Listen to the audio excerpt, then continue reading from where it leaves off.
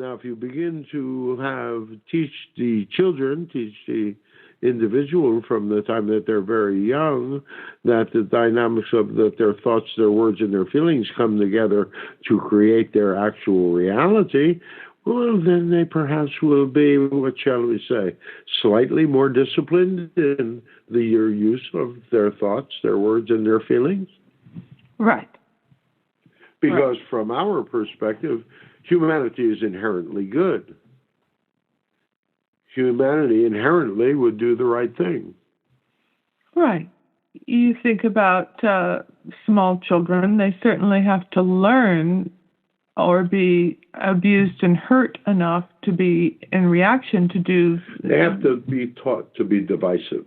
Right. Otherwise, they are automatically inclusive. Yeah. Very small children, you see them playing in a playground or something, and they just all play together. That's their natural way. Right. Exactly. Exactly. So, yes, we are imprinted with our mother's beliefs. So, we take those on, even if it's about the role of the father or who men are, or all of that. So, it's not like there isn't reason to look at both parents as far as instilling patterns. You're talking about a dynamic of secularism in your world today, and that could basically be held as a certain lifestyle / belief system. Mm-hmm. We weren't going to say religion, but secularism as a religion, it could. It almost has its own dogma or its own lack of rules, and it's a little stretch here and a little stretch there, and then you have the dynamic of religions, which have their own dogma and their own dynamics of belief, and but then you've got the dynamic of those that actually believe that everything is conscious, and the thing is that you have all been taught in your world that it is the world's on automatic. But the world isn't on automatic. The world is reflective of the emotional state. As we talked to, not to drop names, but as we talked to Pastor Don last week, the dynamic of the weather is a direct reflection of the emotional state of the people in the place where the weather is affecting. Yes. So, even though it may seem to be within patterns. So even though if a person has their basic physical needs met, and a person what's a person's basic physical need? Food, water, shelter? Healthcare and education. Well, healthcare and education aren't necessarily needs. But they are the measure of a civilized society. Where a civilized society is one where those basic needs, the society sees that those needs are taken care of for everyone. Well, food, water, shelter, that's survival. Yes. All right, and we would say you're not doing a very good job of that if there's 500,000 homeless people on the street every night. Right. And we believe that at least half of those are children. Well, certainly many. Many. We read an article recently that basically said that people are living in their cars as a matter of course. Mm-hmm. People that actually have jobs can afford to have a car and live in it because they can't afford to have an apartment. There's something wrong with that. There's so much that's wrong with water, with shelter. And let's not even talk about the dynamic of healthcare and education. Because those require community effort. And we can hear the screaming, socialize this, socialize that. Well, just call it a safety net. We had a young man there last week that basically said, well, isn't that what already exists? And the channel did not wish to get into an argument with him, but no, it doesn't anymore. It used to. But it doesn't exist in that sort of way any longer.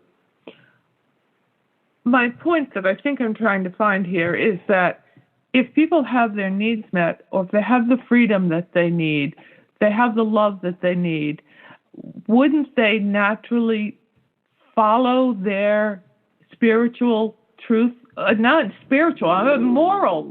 They're who we are as a species. Well, why would we, again, why would we deprive you of the adventure of discovery? Because this is not one of those things where you really need to, it's been so outside of the dynamic of human experience that you don't know how you're going to respond. You don't know how you're going to react. Okay, you just talked about a guy that had no cares in a way, that because of the amount of wealth that he has, that he believes that indulgence is the way to go, and so how would you measure that?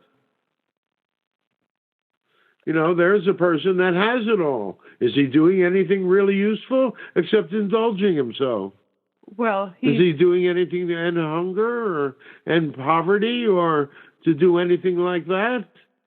We would suggest the answer is okay, he's not super wealthy, but he's wealthy compared to almost anyone you know. Yes.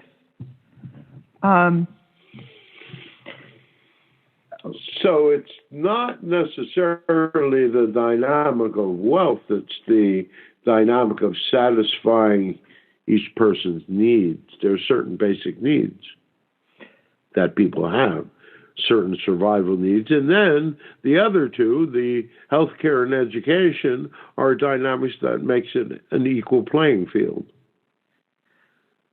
And then once you have an equal playing field and you have a generation or two that experience that sort of dynamic, then you can make the assessment on where humanity is going to go and what humanity's true nature is.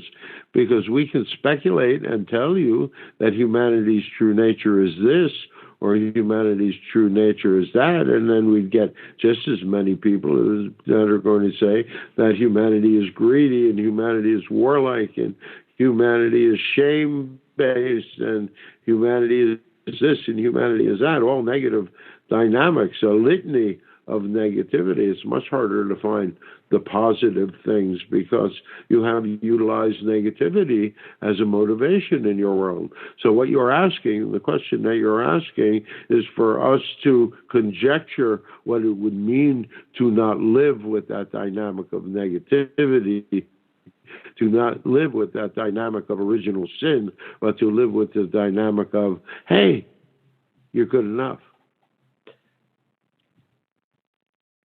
That opens the door to a little bit of history that this might be a very good time to talk about. Because I'm thinking back to the playground, because I remember when my children were in preschool age, really before they'd gotten, before they had been taught certain things about what it is to be human.